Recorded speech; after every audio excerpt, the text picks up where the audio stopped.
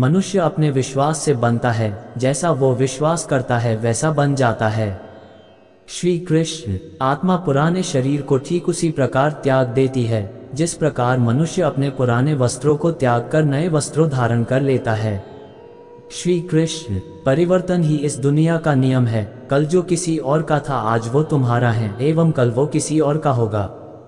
श्री कृष्ण। आनंद बस मन की एक अवस्था है जिसका बाहरी दुनिया से कोई लेना देना नहीं है। श्री कृष्ण। आपका मन आपका शत्रु भी बन सकता है और मित्र भी बन सकता है। श्री कृष्ण। सुख का राज कम इच्छाएं रखने में है। श्री कृष्ण। मन चंचल होता है और इसे नियंत्रित करना कठिन है, लेकिन निरंतर अभ्यास से इसे वश में किया जा सकता है। श्री कृष्ण। अगर आप अपना लक्ष्य पाने में असफल हो जाते हो तो अपनी रणनीति बदले, लक्ष्य नहीं। श्री कृष्ण। नर्क के 4 द्वार हैं: क्रोध, मोह, लोभ और अहंकार। श्री कृष्ण। अपने कर्म का फल व्यक्ति को ठीक उसी तरह ढूंढ लेता है जैसे कोई बछड़ा हजारों गायों के बीच अपनी मां को ढूंढ लेता है। श्री कृष्ण। मैं किसी के भाग्य का निर्माण नहीं करता, न ही किसी के कर्मों का फल देता हूँ। व्यक्ति या जीव के कर्म ही उसके भाग्य का निर्माण करते हैं और उसके अनुसार उनको फल मिलता है। श्री कृष्ण। वर्तमान परिस्थिति में तुम्हारा कर्तव्य ही तुम्हारा धर्म है। श्री कृष्ण। धर्म युद्ध में जो व्यक्ति धर्म के साथ नहीं खड़ा है इसका मतलब है कि वह अधर्म का साथ दे रहा है। श्री कृष्ण। अपने मन को अभ्यास के द्वारा वश में किया जा सकता है। श्री कृष्ण। भगवान श्री कृष्ण ने कहा है, कर्म का फल व्यक्ति को उसी तरह ढूंढ लेता है जैसे कोई बछड़ा सैकड़ों गायों के बीच अपनी मां को ढूंढ लेता है। भगवान श्री कृष्ण ने कहा है, आत्मा न जन्म लेती है, न मरती है, न ही इसे जलाया जा सकता है, न ही पानी से गिला किया जा सकता है। आत्मा अमर और अविनाशी है। भगवान श्री कृष्ण ने कहा है, मैं किसी के भाग्य का निर्माण नहीं करता और न ही किसी के कर्मों के फल देता हूँ। भगवान श्री कृष्ण ने कहा है, आत्मा पुराने शरीर को वैसे ही छोड़ देती है जैसे मनुष्य पुराने कपड़ों को उतार कर नए कपड़े धारण कर लेता है। भगवान श्री कृष्ण ने कहा है, तुम्हारा क्या गया जो तुम रोते हो? तुम क्या लाए थे जो तुमने खो दिया? तुमने क्या पैदा किया था जो नाश हो गया? न तुम कुछ लेकर आए, जो लिया यही से लिया, जो दिया यही पर दिया, जो लिया इसी ईश्वर से लिया, जो दिया इसी को दिया। संपूर्ण प्राणी अन्न से उत्पन्न होते हैं। अन्न की उत्पत्ति वर्षा से होती है, वर्षा यज्ञ से होती है और यज्ञ सत्कर्मों से उत्पन्न होने वाला है। इस आत्म विनाशकारी नरक के लिए 3 द्वार हैं: वासना, क्रोध और लालच। इन तीनों को छोड़ दो। आत्मा को न शस्त्र काट सकते हैं, न आग उसे जला सकती है, न पानी उसे भिगो सकता है, न हवा उसे सुखा सकती है। क्रोध से मनुष्य की मति मारी जाती है, यानी मूढ़ हो जाती है, जिससे स्मृति भ्रमित हो जाती है। स्मृति भ्रम हो जाने से मनुष्य की बुद्धि नष्ट हो जाती है और बुद्धि का नाश हो जाने पर मनुष्य खुद अपना ही का नाश कर बैठता है। मन बहुत ही चंचल होता है और इसे नियंत्रित करना कठिन है, परंतु अभ्यास से इसे वश में किया जा सकता है। बुद्धिमान व्यक्ति ईश्वर के सिवा और किसी पर निर्भर नहीं रहता। न तो यह शरीर तुम्हारा है और न तो तुम इस शरीर के मालिक हो। यह शरीर 5 तत्वों से बना है: आग, जल, वायु, पृथ्वी और आकाश। एक दिन यह शरीर इन्हीं 5 तत्वों में विलीन हो जाएगा। श्रेष्ठ पुरुष जो आचरण यानी जो काम करते हैं, दूसरे मनुष्य आम इंसान भी वैसा ही आचरण वैसा ही काम करते हैं।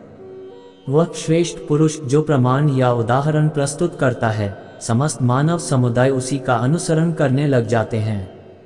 जो मन को रोक नहीं पाते उनके लिए उनका मन दुश्मन के समान है। इसमें कोई शक नहीं है कि जो भी व्यक्ति मुझे याद करते हुए मृत्यु को प्राप्त होता है वह मेरे धाम को प्राप्त होता है। तू शास्त्रों में बताए गए अपने धर्म के अनुसार कर्म कर, क्योंकि कर्म न करने की अपेक्षा कर्म करना श्रेष्ठ है, तथा कर्म न करने से तेरा शरीर निर्वाह भी नहीं सिद्ध होगा। सभी धर्मों को त्याग कर अर्थात हर आश्रय को त्याग कर केवल मेरी शरण में आओ। मैं श्री कृष्ण तुम्हें सभी पापों से मुक्ति दिला दूंगा, इसलिए शोक मत करो। जब जब धर्म का लोप होता है और अधर्म में वृद्धि होती है, तब तब मैं श्री कृष्ण धर्म के अभ्युत्थान के लिए अवतार लेता हूँ। बुरे कर्म करने वाले नीच व्यक्ति मुझे पाने की कोशिश नहीं करे। जिनके पास कोई बंधन नहीं है वे वास्तव में दूसरों से प्यार कर सकते हैं, क्योंकि उनका प्यार शुद्ध और दिव्य है। जो कुछ भी आपको करना है वह लालच के साथ नहीं, अहंकार के साथ नहीं, ईर्ष्या के साथ नहीं, बल्कि प्यार, करुणा, विनम्रता और भक्ति के साथ। जो व्यक्ति जिस भी देवता की पूजा करता है मैं उसी में उसका विश्वास बढ़ाने लगता हूँ। इंद्रियों से खुशी पहले अमृत की तरह लगती है, लेकिन अंत में जहर के रूप में कड़वा है। मैं ऊष्मा देता हूँ, मैं वर्षा करता हूँ और रोकता भी हूँ, मैं अमृतत्व भी हूँ और मृत्यु भी। हथियारों में मैं गड़गड़ाहट हूँ, गायों के बीच में सुरभि नामक गाय को पूरा करने की इच्छा रखता हूँ। वृक्ष में पीपल हूँ, सांपों में मैं वासुकी हूँ, मैं प्रजनन करता हूँ, प्रेम का देवता हूँ। जो अविवेकी जन ब्राह्मणों से द्वेष रखते हैं वे मेरे शत्रु है। जो मनुष्य मेरी भावना से ब्राह्मणों की पूजा करते हैं उन्हें संसार में सुख की उपलब्धि होती है और अंत में मेरे धाम के अधिकारी होते हैं। विष्णु भगवान के गुणों का श्रवण और कीर्तन, भगवान का स्मरण, पाद सेवन, पूजन, वंदन, दास्य, सख्या और आत्मसमर्पण, यही नवधा भक्ति है। अहो, मनुष्य जन्म सभी जन्मों में श्रेष्ठ है। दैक सुख को समान समझने वाले जिस धीर पुरुष को ये इंद्रियों और विषयों के संयोग व्याकुल नहीं करते वह मोक्ष के योग्य है। इस संसार में ज्ञान के समान पवित्र करने वाला निसंदेह कुछ भी नहीं है। अपने लाभ के लिए किया गया काम अज्ञानी काम, खुद के लिए सोचे बिना दुनिया के कल्याण के लिए किया गया काम बुद्धिमान काम। प्राणी कर्म का त्याग नहीं कर सकता, कर्मफल का त्याग ही त्याग है। भगवान धर्म की रक्षा के लिए अवतार लेते हैं। जब जब धर्म की हानि और अधर्म की वृद्धि होती है तब तब मैं अवतार लेकर आता हूँ। सज्जनों की रक्षा, दुष्टों का विनाश और धर्म की पुनः स्थापना, इन तीन कार्यों के लिए मैं प्रत्येक युग में प्रकट हुआ करता हूँ। जो पुरुष शस्त्र विधि को त्याग कर अपनी इच्छा अनुसार मनमाना आचरण करता है वह न तो सिद्धि को प्राप्त होता है, न परम गति को और न सुख को प्राप्त कर पाता है। भगवान का कोई प्रिय, अप्रिय, अपना या पराया आदि नहीं है। उसके लिए सभी प्राणी प्रिय है क्योंकि वे सबकी आत्मा है। जिस प्रकार मनुष्य पुराने वस्त्र उतार कर नए ग्रहण करता है उसी प्रकार आत्मा भी पुराना शरीर छोड़कर नए शरीर को ग्रहण करती है। जब दो व्यक्ति एक दूसरे के निकट आते हैं तो एक दूसरे के लिए सीमाएं और मर्यादाएं निर्मित करने का प्रयत्न करते हैं।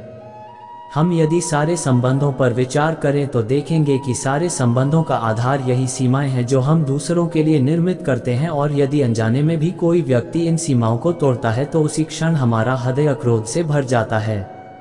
किंतु इन सीमाओं का वास्तविक रूप क्या है? सीमाओं के द्वारा हम दूसरे व्यक्ति को निर्णय करने की अनुमति नहीं देते, अपना निर्णय उस व्यक्ति पर थोपते हैं।